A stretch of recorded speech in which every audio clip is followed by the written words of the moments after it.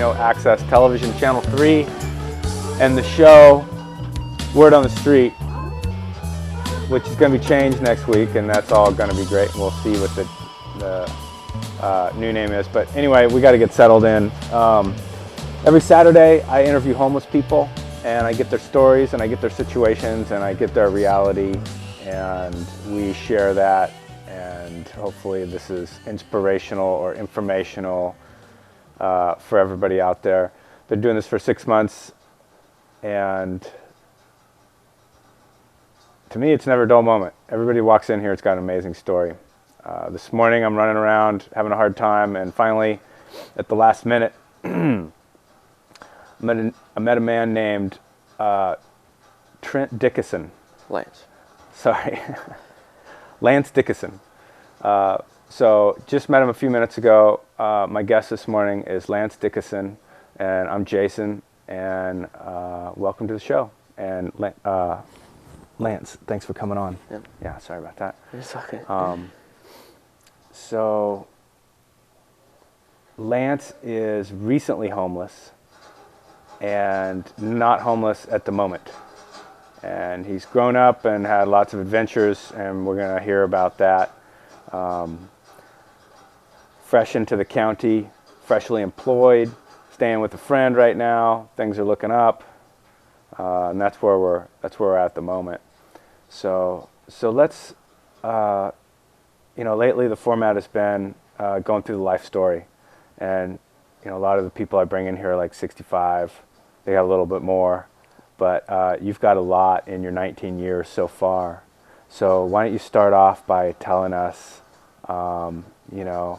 age 5 to 10, age 0 to 10, how it was and what you remember and where you were.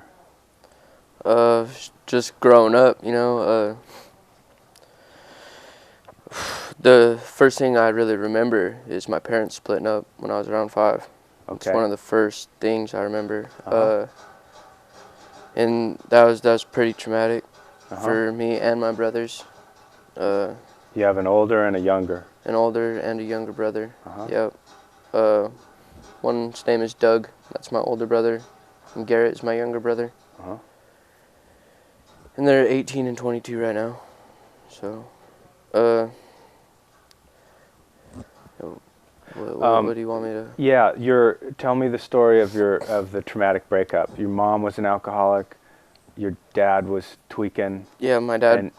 And he was capable of getting really angry and violent. Yeah, my mom had left because she had a problem drinking. She had left, and it had been a couple days. And my dad was on drugs. They just weren't good together. Uh-huh. So they split up, and then my mom had come back to the house, and she was coming to pick up clothes and stuff, but I had ran to the car. I got in the car with my mom, and my other 2 brothers stayed. My dad got pretty angry at that point, and then me and my mom left, and we went to a few towns over, and we got an apartment and got settled in over there. Uh-huh. So you didn't go homeless? No, I didn't really go homeless then, no. So your dad punched out the window? Yeah, my dad punched out the window in the car when we were trying to leave. Uh-huh. Actually, after me and my mom, we had actually left Sedona after that. Mm-hmm. After a couple months of staying there, and we moved to a different town, and we were staying on my mom's friend's couch. Uh-huh. Not staying on the floor and stuff. Uh-huh. And I can remember my first time going back to my house after my parents had split up. Me and my little brother, we'd play football in the house in the hallway. I remember doing that with my little brother. So you split apart from your other 2 brothers for a year or for a couple months? Yeah, it was a couple months before I'd seen them. Uh-huh. But I mean, after that time that I visited him, it was a really long time before I seen him again, Uh-huh. or my dad, or anyone on my dad's side of the family at that. So you're like 6 or 7 years old or something like this? Yeah, I was about 6 and a half before I really started going back over on a regular basis. At that point of my life, we started being able to pick who we lived with. you know, and we'd meet at the Butler Park. It was a baseball field, and we'd sit in the dugout every year after when school was about to start up. We'd have to decide, you know, do you want to stay at Dad's or at Mom's?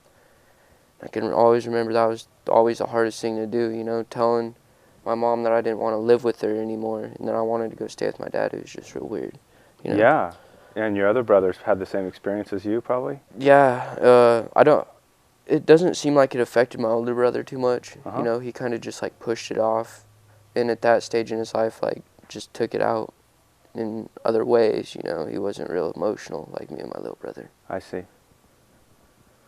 So you were in the awkward situation year after year, and you had to pick between an alcoholic mother who had her set of problems or, you know, kind of reasons why you may not want to live with her, and then your dad who was still using meth. Still using meth. I mean, he smoked all through this. He was smoking pot, but I mean, that was never really affecting him. I don't really think, you know. So I think it was more the meth. So it was, yeah. And you loved both of your parents? Yeah, I mean, I love both my parents to death. I mean, Uh-huh. everyone has their faults. You can't not Right. love someone because of their faults. Sure, sure. Yeah, that could be hard, having to choose. So, so how was it, you know, for the next few years? 6, 7, 8, 9, 10, 11, 12? When I got about 7, you know, I started playing baseball. You know, started like really understanding friends. You know, and I mean, from the time I was 7 till about 12, everything ran pretty smooth. You know. You had a good run. Yeah, I mean, there's some issues at home. Like, I stayed with my mom most of the time. I can remember in 4th grade, my stepdad made a rule, if for every percent under 70% I would get a SWAT with it was a 2x6, and he drilled 1-inch holes in it, and that was our, you know, whooping stick. That's a pretty big whooping stick for a little guy. Yeah. Jeez. And I mean, 2x6? I didn't really believe him, you know, he's my stepdad. I was like, okay, whatever. Yeah. I got a 19% in science that year. Uh-huh. And I mean, I got every whooping Really? for that, yeah. And I mean, that's how I was disciplined growing up by my mom and my stepdad. My dad, he was more of a, you know, yell at me, put me in the corner type of guy. But I mean, I stayed with my mom most of the time, like I said. What about the stepdad? I mean, what do you consider that? Do you consider that like borderline abuse? Or did you just take your lumps and say, hey, I got to get better grades? Well, I mean, I took my lumps. My older brother, he had the second most coming to him, and my little brother, he barely had any, you know. My older brother, after that year, he got his SWATs, and after he was done paying up, you know, he moved out and he went to my dad's. This is the time that we were all 3 staying at my mom's. And he moved over to my dad's, and my dad started seeing this this girl, and her name is Michelle, and she has 3 sons and a daughter, and those are my stepbrothers and sisters. And she's crazy. She's like bipolar, manic depressant, all kinds of. And so from then on, that was hard to deal with too, you know. Wait, you moved over there, or your big my older brother moved older over brother there. moved over there into that crazy situation? Yeah, and my dad was still doing drugs at that point, you know. And my older brother was dealing with that. I went through the next year with my mom, and then I moved back over with my dad. How far apart were the towns? A couple hours apart? Oh, I forgot to tell you. After we moved from Sedona and we moved to that other place, we moved to the next town over from Camp Verde. It's called Rimrock. And that's where my mom and my stepdad, and that's where we all started, you know. I went to grade school at Rimrock, Beaver Creek School. It was a K through 12 school, or K through 8, my bad. And then, I went there all until I moved back in with my dad after these SWATs, you know. I moved back in with my dad, and I figured out what it was like living with my crazy stepmom, you know. Yeah. Only after a half a year, I moved back with my mom. And you're 10 now? You're in 5th grade? Yeah. Okay. And I moved back with my mom, you know, started going back to Beaver Creek. Mm-hmm. So it was either the crazy house or the SWAT house. Yeah. And I mean, after staying with my dad, you know, and I came back, my mom like kind of started brainwashing me and my little brother, because my older brother is still over there. He started smoking pot, you know. Yeah. And she started, you know, just going crazy, saying that how bad Pa was, trying to make my dad seem like a really bad person, you know. So I didn't really even want to see my dad for the longest time. Because she got a good hold on you. Yeah, me and my little brother. Now, well, she's brainwashing you about all the pot he was smoking, but was she brainwashing you about the meth he was smoking? No. Like, Why? because she didn't really know. Oh, okay. I mean, she kind of did, but she didn't really know, you know. But she knew he was smoking pot, so that was an Yeah. easy thing to complain about. And I mean, I'm a little kid, you know, pot, ooh, that's Yeah, right. fucking horrible. Yeah. But, yeah, it turns out it's not that bad. Not as bad as the other things out there. Yeah. Yeah. But, I mean, after that, you know, I kind of brainwashed myself, you know. The SWATs were making me a better person, you know. Uh-huh. But, I mean, I never really got bad grades after that, you know. But Interesting. it's because I wanted to. It's not because the SWATs, you know. Of course I didn't want to get the SWATs, but Yeah. Huh. started kind of get a little mature, Uh-huh. need good grades to prosper, and Yeah. that kind of stuff. Sure. So you don't really hold it against the guy that he was so Oh, no, rough. he's a real good guy now. Uh-huh. I mean, he had what he wanted in mind, and, I mean, he might not have went at it the best way, Uh-huh. but, I mean, yeah, I mean, I'm still alive. I mean, the SWATs didn't kill me. Sure. Yeah. So, okay, so you got your one brother living over at your dad's, My older brother, yes. and then you got you and your little brother living with mom, Mm-hmm. and she's still drinking. Mm-hmm. And how bad was she drinking? Is she going crazy, or is it just like kind of annoying? They would drink Black Velvet and Coke. Uh-huh. And it wasn't my mom that would really get crazy.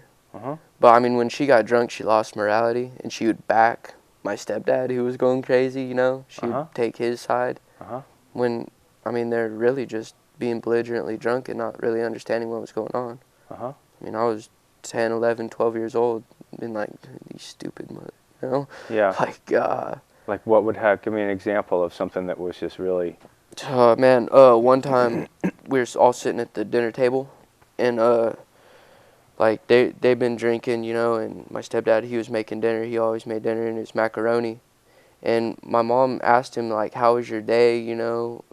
And he was like, you stupid whore, you know, how do you think my day was? And threw this boiling pot of macaroni. I was just like, wow. And he just flipped off the handle, and then it would go from her to how stupid me and my little brother are for, like, messing up in school, you know, that week, or, you know, just little stupid stuff. It's like he would just fly off the handle for her. Sounds horrible. Yeah. And you don't hold anything against him now? Things kind of... Did things improve, or is he still a wacko like that? Oh, no, he doesn't even drink anymore. Oh, okay. Yeah, he's real supportive, you know. When I first got here to Ukiah, he was sending me money, you know. And, you know, just helping me out, you know, telling me that I need to stay in school. I mean, he was always telling me that I need to stay in school. Yeah. I mean, the man taught me how to play baseball, and I love baseball, you know. Yeah. I mean, he did a lot of good things for me. Yeah. So I don't really think that I could justify holding that against him. Yeah. Yeah. Because he taught me so much more good than those bad times. Than the bad times. Interesting. Yeah. So 12, 13, 14. Yeah. What was your good run? 7 to 12? 7 to 12, about. Everything was peachy, and wait, who were you staying with? I was Your staying mom? with my mom. And even though she was drinking, things weren't all that terrible, and that was your good run. Oh, yeah, I pretty much got used to that, you know, that end of the stick. Okay. I mean, just kind of grew accustomed to it. Yeah. When I was 12, I started, you know, like, wanting to see my dad a little more, you know, wondering. So I started going over there every other weekend, you know. Started stealing some weed from my dad to bring it back home, roll up joints, smoke them in the barn, you know. And so I started smoking pot when I was like 12. Uh-huh. When I was 14, started doing coke. How did you fall into that? That's a big jump. I don't really think the pot was a gateway, you know. Sure. The coke down, I'm real close to the Mexican border. Uh-huh. You know, it was just available. Uh-huh. There's a lot of Mexicans where I come from, and they always had it. Uh-huh. And they just kind of, yeah, handing it out? Yeah, like, sitting there smoking joints, you know, and oh, you wanna bump? Sure. Uh-huh. You know, I've never tried it, but okay. Uh-huh. No, I liked it, Uh-huh. and just started doing it. 14. 14. Just hanging out with the friends at the park or whatever? Yep, after school, just going, you know. And I mean, I was still getting good grades. It never affected me like in a real bad way, except make me feel like I was, you know, a dirty person. Uh-huh. Because I mean, when your parents always tell you, you know, that's bad. Everybody tells you. The whole culture tells you. Yeah. Yeah. And I mean, I was still playing baseball, you know, going to school, doing my thing. I was losing weight. You know, that wasn't good. I'm a small guy as it is. Yeah. But, yeah, 14, not all the way till I was 17, I was doing it steadily. All through high school? All through high school. And you managed to keep your grades? I managed to keep my grades. My sophomore year, I slipped up, you know. Uh-huh. But, did you get a beating? No. At that point, it was over? Actually, in that point in my life, my freshman year, I was down in Arizona. I went to Mingus Union High School, and it was in Cottonwood, bigger, you know, it was a huge 4A school. Mm-hmm. Met a lot of people there. Then my sophomore year, I moved to Oregon with my mom and my stepdad Mm-hmm. and my little brother. Up there, I was doing all kinds of crazy stuff, you know. My GPA was really low my sophomore year. Uh-huh. I didn't finish the baseball season, you know. I did wrestling that year, though. Uh-huh. Now, you didn't finish the baseball season, and your GPA fell off. Horribly. What was it, because of the move, or was it because you were just partying too much? Yeah, I turned into like see, because I moved up to Oregon, and they didn't really have coke there. Mm-hmm. You know, it was a tiny town. It was called Elgin. Uh-huh. It was like 1 square mile. Uh-huh. I mean, this town was small. They Yeah. didn't really have coke there. Started drinking a lot. Oh, Got my okay. first MIP there, minor in possession alcohol. So you switched. Yeah. Yeah, and that didn't do well for you. No. Okay. And then, yeah, I didn't do good that year. And me and my little brother, at the end of our stay there in Oregon, my stepdad was still drinking, my mom was still drinking. One night, me and my little brother, we had come home late, you know, and my stepdad, he was drunk, flipping out, just got home from the bar. Pretty much the same scenario, threw pot across the room, boiling water, and he started choking my mom. And my little brother, he tried to do something about it, you know, and he started choking my little brother, so I had to hit him, and he had dentures, and I knocked his dentures all out, and Ooh. ran down to the cop station, and there's no cops there, you know. Okay. It's a small little town. Sure. Just had to wait it out. I went and stayed at my buddy Josh's house, Josh Matt, and I brought my little brother and my mom over there, and his mom, Gina, she was all cool with it. Uh-huh. We let everything cool down. I had called my dad, and he drove from Arizona, and he came and picked us up. And I still feel bad about this. I didn't even say bye to my mom when I left Oregon. And then I didn't talk to her for like 4 years. Yeah. It was crazy. Well, I don't know it felt like 4 years. Yeah. It was a long time. Yeah. So, how'd your mom fare? My mom was pissed. Uh-huh. My mom was pissed that we left without saying bye. Yeah. And then after we had left, a couple months later, she had left my stepdad, and she moved back down to Arizona, and she moved in with my grandma in Phoenix. Okay. Now, how old are you when this happened? My sophomore year in high school. Okay, so you're like 16-ish, Yeah, something 15, like that. 16. 16. So that was a big deal.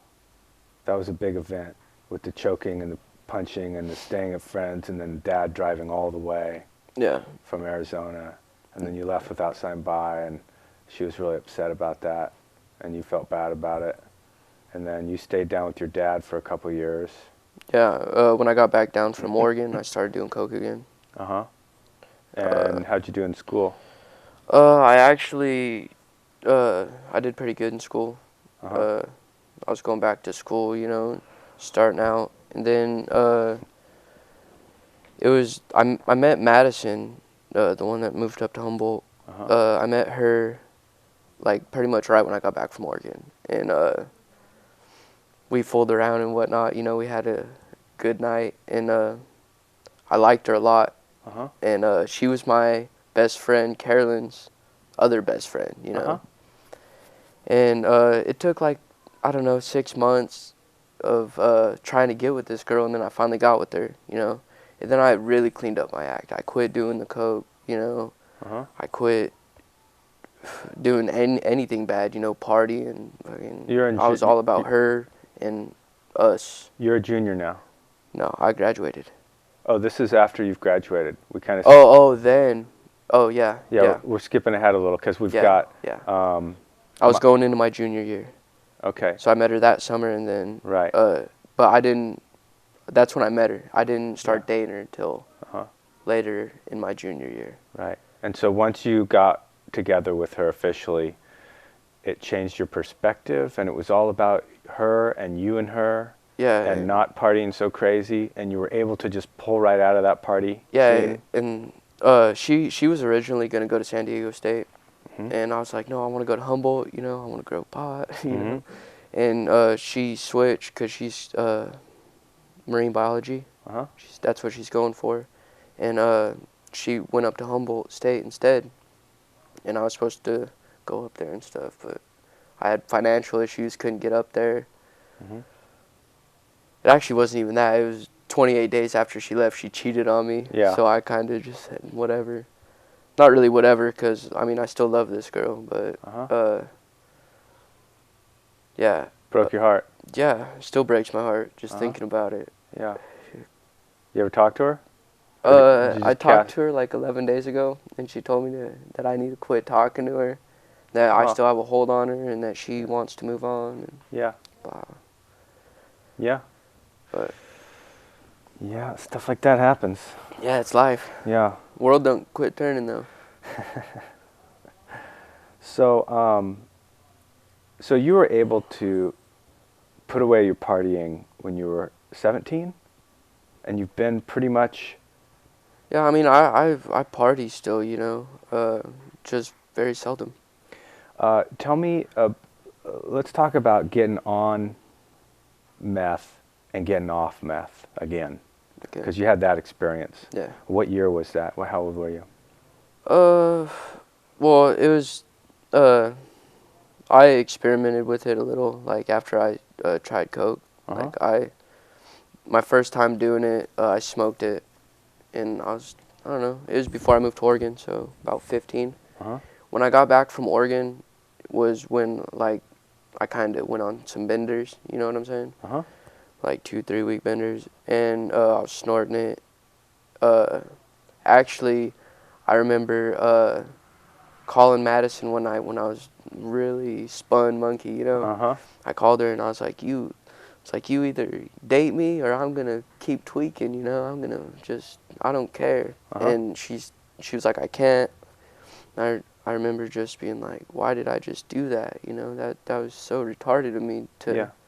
I just put myself out there like a retard, you know. Yeah. I was like, can't be doing that. I feel ignorant. And after that, now that was about, because I didn't call her until like the end of my little spree, you know, and that was about a 6 month spree. 6 months. Yeah. And I mean that from when I met her, you know, I liked her a lot. I was real obsessive over her for some reason, you know, but I could tell that she, you know, she was kind of the same way about me. And like I just, her not being with me, I don't know why. It just made me want to be up, you know. I was thinking about her all the time. But every time I would come down, it just made me feel like shit, you know. It made me want to kill myself. It made me want to think dumb, stupid stuff, you know, make me hate my family for not trying to help me out when they really were. And now that's an interesting thing. Let's stay with that for a second. You would come down, and you would get in a foul mood. Yeah. And you would hate your family, and say, "Why aren't they helping me?" when they actually were. That's how twisted your mind gets. That's how twisted my mind got when I was coming down. I mean, I felt normal when I was high. You know, but I don't know what about it when I was coming down made me feel like that. You know, I just felt like hell was coming.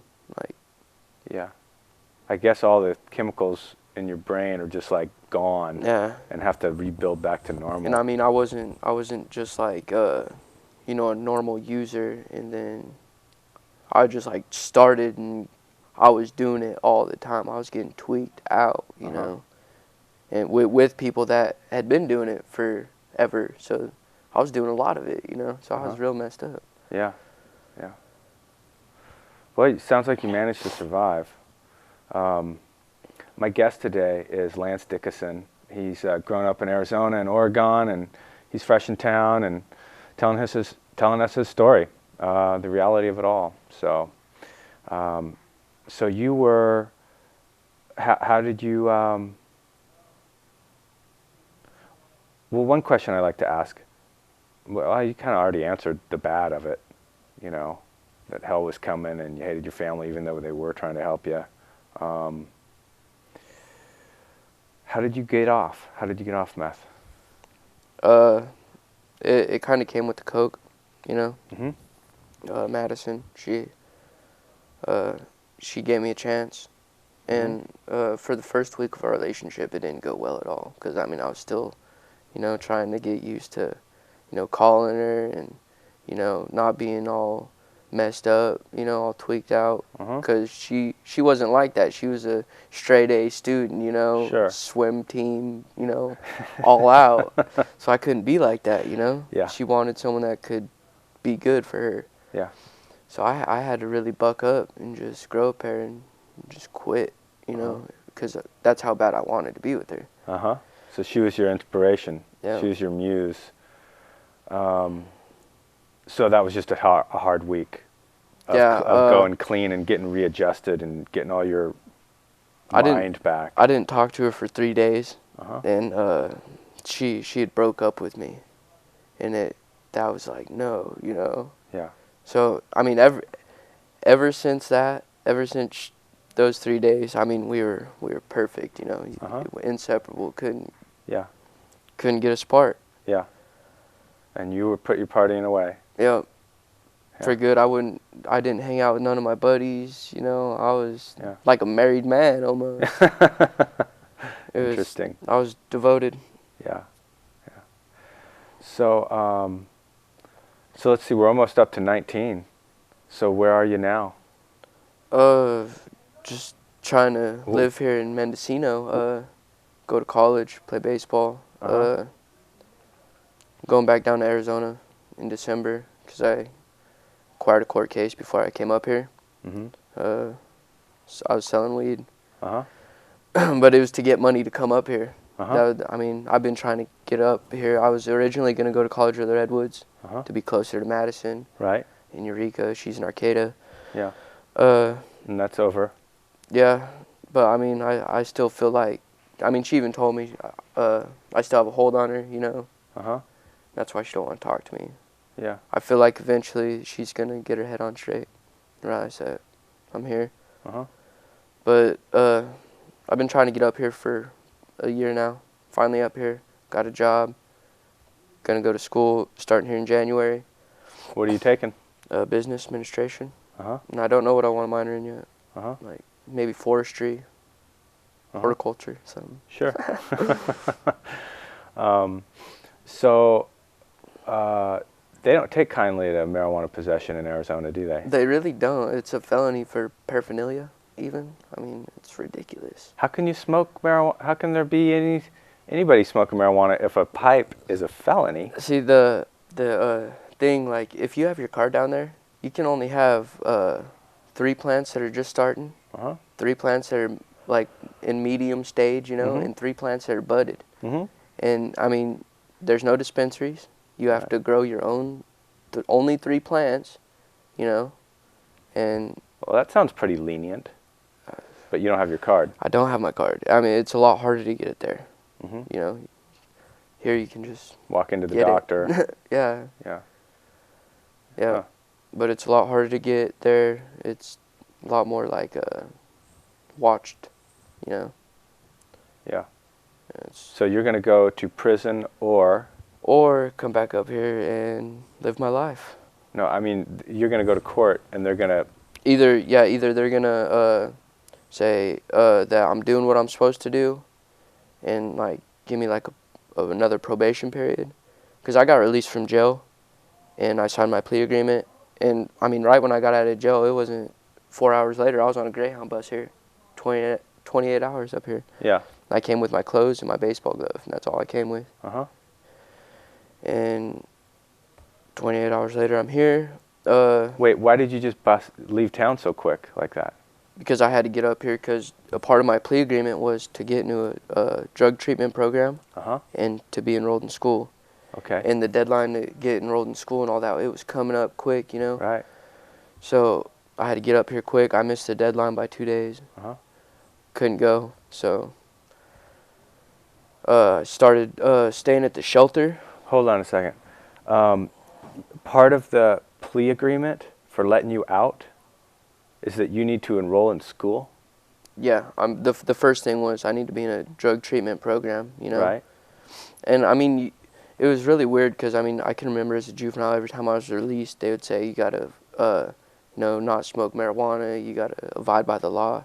You know, they didn't say that. They said that you need to enroll in a drug offender treatment program, and you need to be enrolled in school.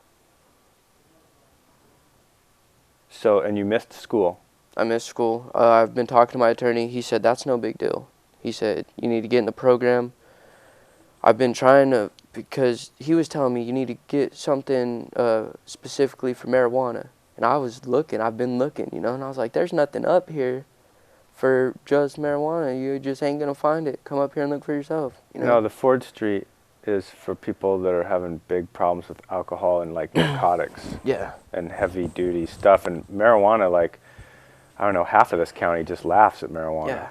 Yeah. I mean, I'm going to do the program. Which? It's going to say, it's the outpatient program. Where? I'm not real sure. It's like a SHP or something. I'm not sure. Okay, sure. Something in town. You've got it figured out. I've talked to the lady, you know, and try to set it all up. But yeah, hopefully I go down there and you know the judge is as lenient as she was before, and you know recognizes that I'm trying to do right and that I am doing right. I don't have a drug problem, you know. I smoke pot, but that's the extent of it. Yeah. You know? It's ironic that you got busted for pot. You have to now fulfill the judge's demand of doing a pot rehab thing in Mendocino County. In Mendocino County, and you've already spent like years or months on cocaine and speed and quit and walked away from those. And that's the thing. As a juvenile, I went to Dr. Wagner is his name, and I went to his little psychiatric evaluation. And I mean, I've dropped acid. I've done everything in the book that you can think of, you know. And you know, this was when I was first like getting on to probation again. And he was like, "Oh, you have a 98% chance of relapsing." I met Madison. You know, I didn't relapse once the whole time I was on probation. You know. Yeah. The people that have degrees, they, you know, they don't know everything. Right. Right. Huh. If you want to do something, you're gonna do it. Yeah. If you don't, you're not. Yeah. Yeah. Well, I don't know. It is hard though. I mean, people struggle a lot. I mean, do you think how much temptation do you think you're capable of resisting right now? Oh. Like you know, different environments, different places, different, you know, let's say we're making a lot of money and hanging out with partiers or had met a couple or, you know, do you think you could resist it, or would it be, how difficult would it be? Maybe, maybe not. Yeah, it just all depends, you know. And what I'm trying to do with myself, you know, at that time. Yeah. But I mean, I don't really know, because I mean, I crave cocaine every day. Oh, really? Yeah. Yeah. And I mean, just because I crave it doesn't mean, you know, I got 20 bucks in my pocket, I'm going to go buy 20, you know? Right. And do it, because then right after that, I'm just going to want another one. And I realize that. Yeah. So, and I mean, it's not only with drugs, you know? It's like I crave my ex really bad, you know, all the time. I miss her presence. Sure. And, Yeah. you know, it's just not going to happen. You just got to come to terms with that. Uh-huh. You know, I don't know if this is worth anything, but I've heard that cravings can sometimes be a result of there's things in your diet that are missing.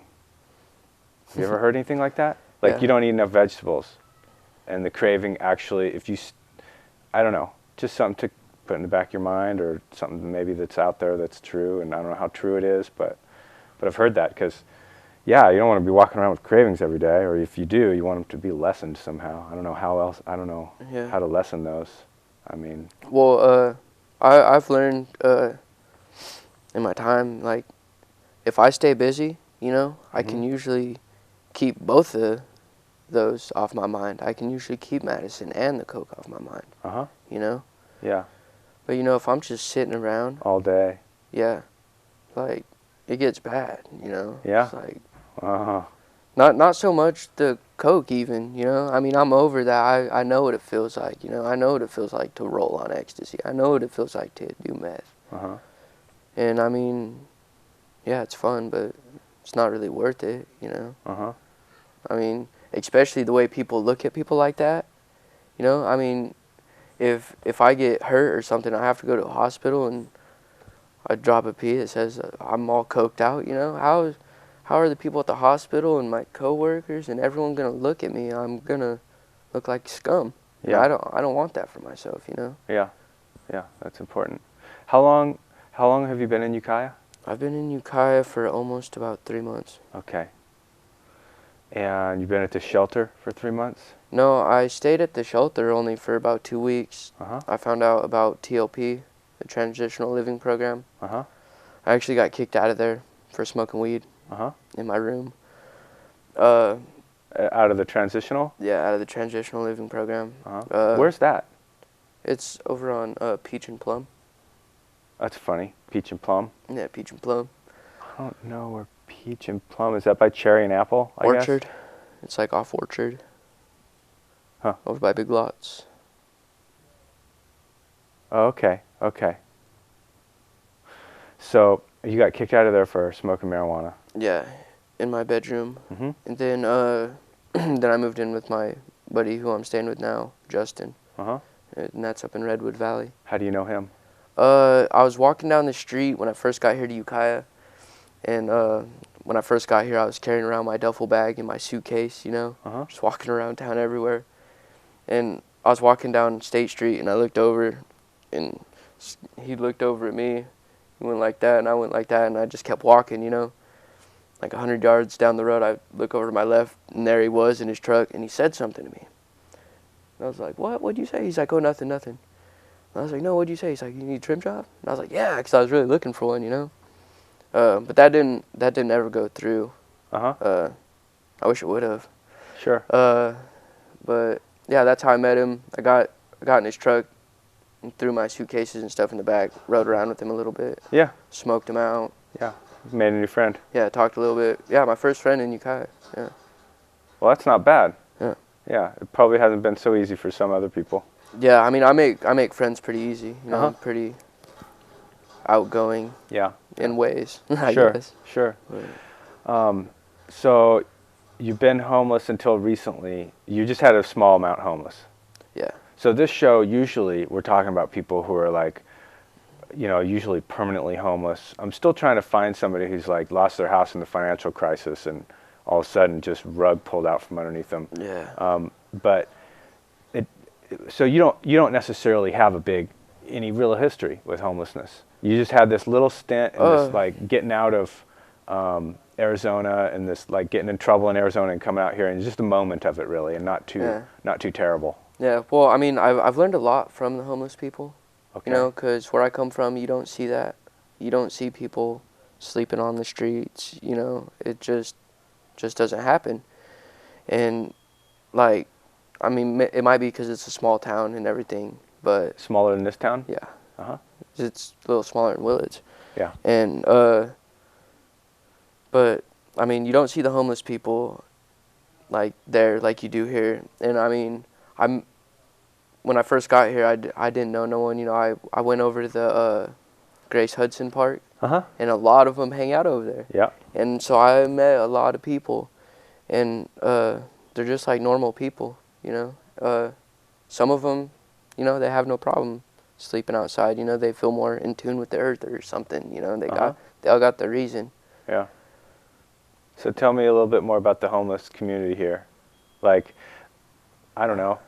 There's good and there's bad too. I mean, Yeah. there's some addicts and thieves, and Definitely. I have noticed that the mass majority of homeless people, uh-huh. they drink a lot. Uh-huh. You know, they'll spange for change and they'll go buy a beer before they'll get something to eat. You know. Uh-huh. Don't really understand that.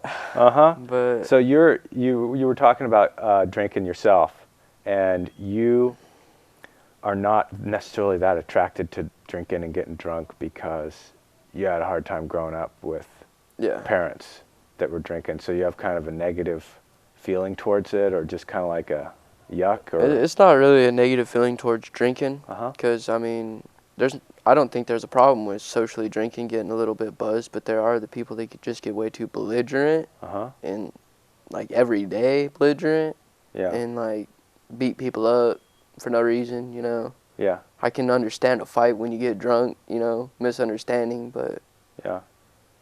you know, doing that all the time, just I don't know. I don't see that part of it. I don't see why that has to come with it. Yeah. Well, it's just another lose control kind of thing where people like run away with it. Mhm. You know, just like other drugs, people run away with on. So, let's see. How did your brothers? How are your brothers doing? Are they in trouble, or are they staying out of trouble? My older brother, he stole a lot, you know. But now I'm pretty sure he's better, you know. He's got tattoos everywhere. He likes doing tattoos. Uh-huh. I just talked to him the other night. I guess he's been doing a lot of tattoos for money. Uh-huh. He gave me my first tattoo. Uh-huh. He has a baby. It's my little niece. And him and his girlfriend, you know, they're all right. Uh-huh. I love them all. Where they at? They're down in Arizona. Uh-huh. I'm trying to get them all to come up here. I want the whole world to move here. Yeah. I love it here. You do? Yeah. This has a good first impression from Arizona? Oh, yeah. You know, right when I got here, it just felt like a whole bunch was just off my shoulders, you know. It took a while getting used to everyone being so open with smoking pot, Uh-huh. you know. Yeah. But, yeah, I love it here. I think everyone should at least experience it. Uh-huh. Yeah. So, how about my guest today is Lance Dickinson. We've got about 15 minutes left of the show. Just going through the whole life story and experience. This is Word on the Street. Thanks for tuning in. Get back to the story here. Let's see, where was I? So you were homeless for a minute there, and now you got a buddy, couch surfing with a buddy, and you're employed. Yeah. Uh-huh. Mhm. And you're enrolled in college. There's my mom. I think my mom's sending over her tax returns, you know, for all the financial aid. Yeah. But yeah, I'm going to be. You're in the process right now. Yeah. So when do classes start? January something. I haven't even checked it out really. Sure. Yeah, a couple months. Well, that's great, man. Yeah. That's good. Let's talk about your family for a minute in the now. Do you talk to your mom and dad right now? Yeah, I talked to my mom and my dad. I talk to my dad more. Uh-huh. But that's only because he answers his phone more. I call my mom a lot. Uh-huh. And does your mom still drink, and does your dad still do methamphetamine? No, my dad doesn't do meth anymore. Uh-huh. He quit doing that back about, it was about a year after him and my crazy stepmom got together, you know? How old were you when he quit? About 12, 13. Oh, really? Do you remember why he quit or how that happened? I really just think he was just ready to quit, you know? Uh-huh. I remember it was a nice-ass truck. It was an 83 Chevy. Uh-huh. You know, step side, it was plum purple, lifted, had 35s on it. He took it down to Mexico, and he sold it for like 5 pounds of weed in a rock that big. It was intense. And I just remember him bringing in the ice chest, and they were just full of bud. It was intense. Intense in what way? Just all the booty? Yeah, just like, wow. And then, like, the last ice chest, you know, just a little igloo, you know, bust out this fat, solid rock crystal. Yeah, blue Smurf, just crazy. And that was just he was just a deal for the next. Yeah, well, I mean, he came back without the truck and everything, but he came back in a little beater Toyota car. And so he's ready to like reinvest and be a dealer and get another truck off of this stuff, or what was he thinking? I don't even know. You were 12 and you saw this. Yeah, it was quite an experience. Pretty intense, yeah. Yeah, wow. So he has things under control today? Yeah, he smokes a lot of weed. Uh-huh. I mean, so he's just come off of this lifestyle, and he's now down to just weed and. Yeah, he's a hardworking dude. You know, I mean, even when he was doing all that, he was still, you know, working hard, supporting us. I mean, he never let that get in the way. Like other meth stories that you hear about, you know, my dad really kept it under control. Yeah. And then your mom still drink? Yeah, my mom still drinks. And what level is it? Is it just kind of irritating or so-so, or is it bad or all right? It's all right now. I mean, because I can sit down and drink with my mom and have a good time if I wanted to, you know. I mean, I've done it before. That matters. And I mean, me and my parents and my stepdad, you know, I mean, so your we're really good friends. Is your mom still with pot thrower? No, they split up. After I left Oregon, like I had said, they split up a few months after that. Oh, okay. And she moved back down to Phoenix. Right, and now she lives in Connecticut. And you got a new stepdad. He's not stepdad yet, but his name's George. And how's he? He's cool. He's got a little East Coast accent, you know. Yeah. Little short dude. He's funny. And he's not a crazy user, or. He gets drunk and says stupid shit sometimes. Makes me want to punch him, but. Oh, really? Yeah. Yeah. But not too bad of a dude, or. No, he's just got some little man syndrome. But he's a good dude. Yeah. Yeah. He's got the good intention. So you said that your family is capable of coming together and having a good time. Yeah, we're capable of being close when we all choose to be. Yeah. I mean, usually Christmas, Thanksgiving, that never happens. You know, usually there's always a family feud. Oh, really? Yeah. And usually it's always grandma, you know, right in the middle of it too. But. How so? Explain. Give me an example. I don't know. A few Christmases ago, I remember my cousin Ashley. She started talking crap about my Aunt Kim, because my Aunt Kim's a lesbian. About her lover Heather, you know. Yeah. And my grandma just jumps in the middle of it, made it like 10 times more dramatic by saying stuff that she shouldn't have, you know. And I mean, they started swinging at each other. Oh no! My grandma gets out of there, you know. It was just a crazy Christmas. A little too much fun, perhaps. Yeah. Lay off the eggnog. Yeah. So, so what are your ideas for the future? You're enrolled in college.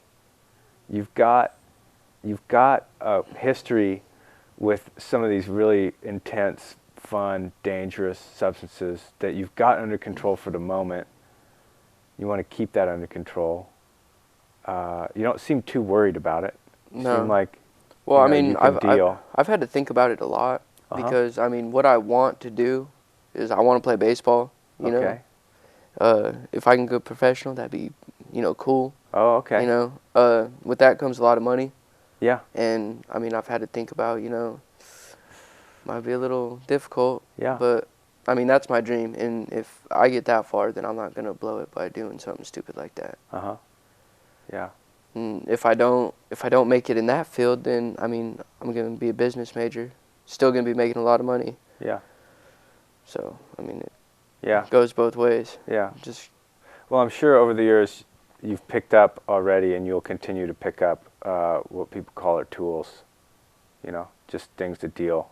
mm-hmm. How do you deal? Like, oh, I got to do this. I got to breathe, or whatever it is. Yeah. Gotta.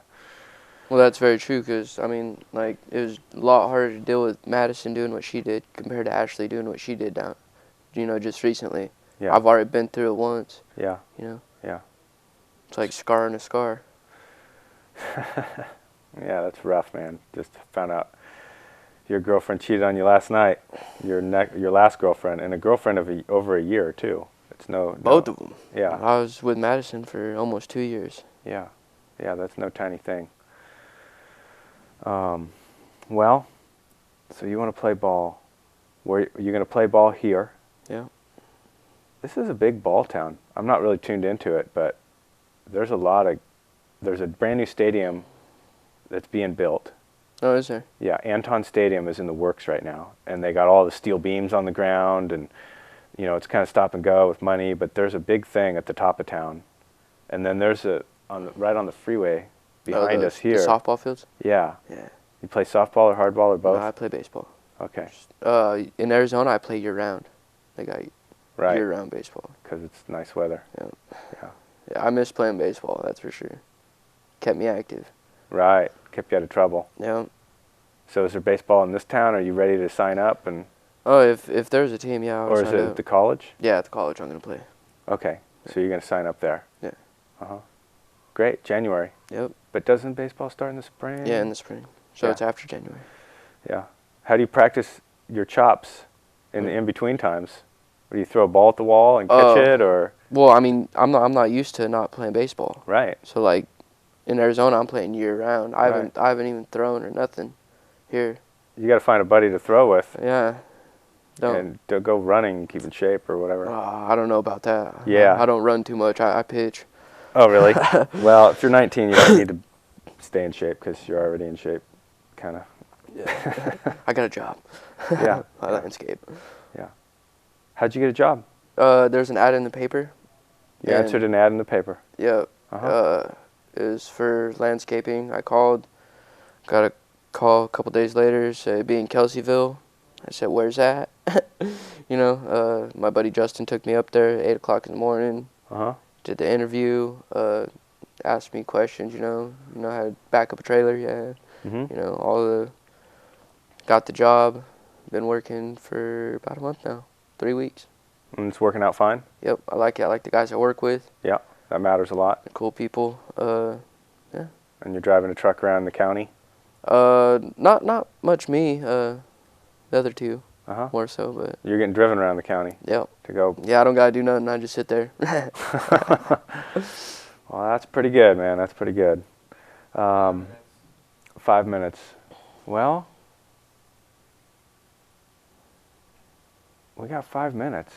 Tell me another crazy story. Well, we kind of covered it. We kind of covered your whole life story and all the ups and downs, and then what's happening recently, and then what your ideas for the future are. So we've kind of covered everything.